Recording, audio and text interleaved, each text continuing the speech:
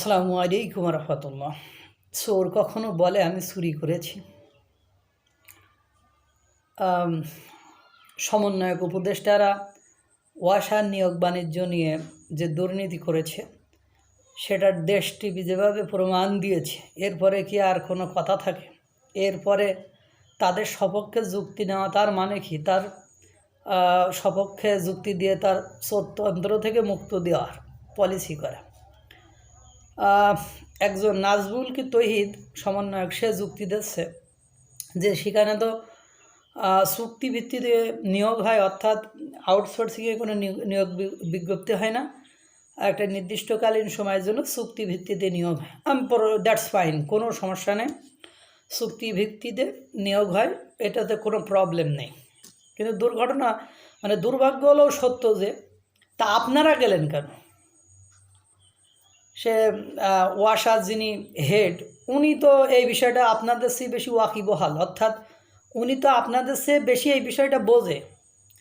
তাহলে কেন তহিদ, কেন নাজমুল, কেন সমন্বয়ক নুসরাত, কেন আসিফ মাহমুদ, কেন নাহিদের নাম আসতেছে? কারণ এই কজন ছাড়া বাংলাদেশে আর কোনো লোক নেই। সেটা তো বিএনপির লোকও জানে, সেটা জামাতের লোকও জানে, সেটা এখন যারা ওয়াসায় বড় কর্মকর্তা আছে তারাও তো বিষয়টা জানে। তো এই নিয়োগগুলো তো তারা দিতে পারত, তারা তাদের আত্মীয় স্বজন বা তারা তাদের পছন্দ মতো তারা ঘুষ নিয়ে এই নিয়োগ বাণিজ্য তো করতে পারত। তা আপনাদের নাম আসলো কেন? এইটার উত্তর আছে আপনাদের কাছে? আপনারা যে উত্তর দিচ্ছেন বা আপনারা নিজেদেরকে সেফটি বা আপনাদের নিজেদেরকে গিল্টি নয় এটা প্রমাণ করার জন্য যে যুক্তিতর্ক দিচ্ছেন, যে নাজবুল না তহিদ, যিনি দেখলাম ফেস দ্য পিপলে আসছেন, আমি নামটা খেয়াল নেই, উনি বলছেন যে আমি তো আহতদের সুপারিশ করেছি সেখানে, বা আমার একদিন কথা হয়েছিল, পরে আমি আহতদের কথা সেখানে বলেছি। যেহেতু চুক্তিভিত্তিক, তো তুমি গেছো কেন? তুমি ওয়াসাই গেছো কেন বাবা? আর তুমি আহতদেরই রেফারেন্স করছো কেন? আর বাংলাদেশে আর কোনো সমন্বয়ক নেই, আর কোনো লোক নেই।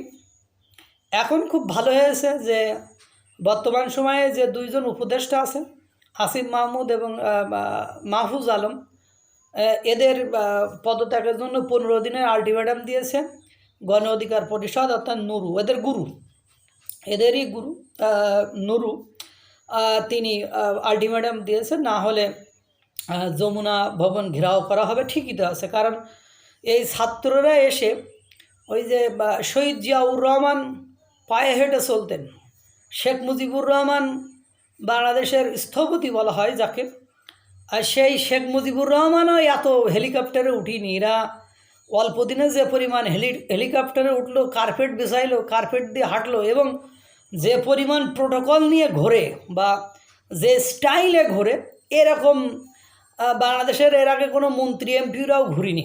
অর্থাৎ শেখ হাসিনাও এত হেলিকপ্টারে এত অল্প সময়ের ভেতরে উঠিনি, যে 17 বছর বা 15 বছর ক্ষমতায় ছিলেন, এতও উঠিনি।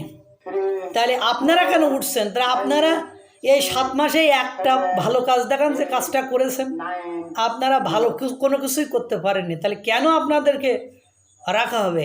আপনাদের কপাল পুড়ল। পাশাপাশি আপনাদের নিয়ে যদি জোরাজুরি করে, তাহলে দেখবেন সরকারেরও এই মব, এই তহিদি জনতা, এই নুরু, এই আম জনতা, এদের দ্বারাই আপনাদের কপাল পড়বে। তা খেলা তো জমে গিয়েছে। চোর তার চুরির সপক্ষে যুক্তি দিয়েছে, হাসি লাগে না? দেশ টিভি যেভাবে প্রমাণ দিয়েছে, এরপরে কোনো যুক্তি নেই ভাই। চুক্তিভিত্তিতে নিয়োগ না হলে অন্য কেউ নিয়োগ দেবে। আপনাদের এই জুলাই গণ অভ্যুত্থানে যেসব ছাত্র সমন্বয়, তাদের নাম আসবে কেন? প্রশ্ন কিন্তু এটা থেকে যায় ভাই। ওই যে আমি প্রায় এক কথা বলি, যে এক শাশুড়িরে জিজ্ঞাসা করে, ও আপা তোমার কোন মেয়ের বরটা ভালো? তা কয়, যে মেয়ের বরটা বেশি ভালো গাছের পর দাঁড়াই প্রস্রাব করে, দাঁড়াই মতে। তো অবস্থা হয়েছে এরকম বাংলাদেশে। ওই ক্ষমতায় যাওয়ার আগ পর্যন্ত সবাই ভালো, ক্ষমতায় গেলে সবাই নষ্ট হয়ে যায়।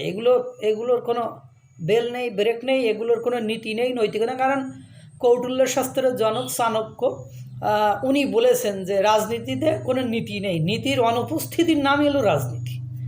সুতরাং এসব হবে না, কোনো কিছুই বাংলাদেশের কল্যাণে কোনো কিছুই হবে না। কারণ ডক্টর মোহাম্মদ ইউনূস তার শাসনের অভিজ্ঞতা নেই, কিন্তু ঘটনা হলো কোনটা ভালো কোনটা মন্দ এটা তো বোঝে, যে একজনের মানুষের বাড়ি ভেঙে দেওয়াটা ভালো নয়, আর ওরা ভেঙে দিয়েছি মানে তো ওকে হত্যা করছি না, আরও পলিটিক্স করা, ওরা মাইর খেয়ে এই জায়গায় আসছে, আবার এই মাইর খাওয়ার পরেও আবার এক সময় এই জায়গায় আসবে, তখন আপনার কি হবে?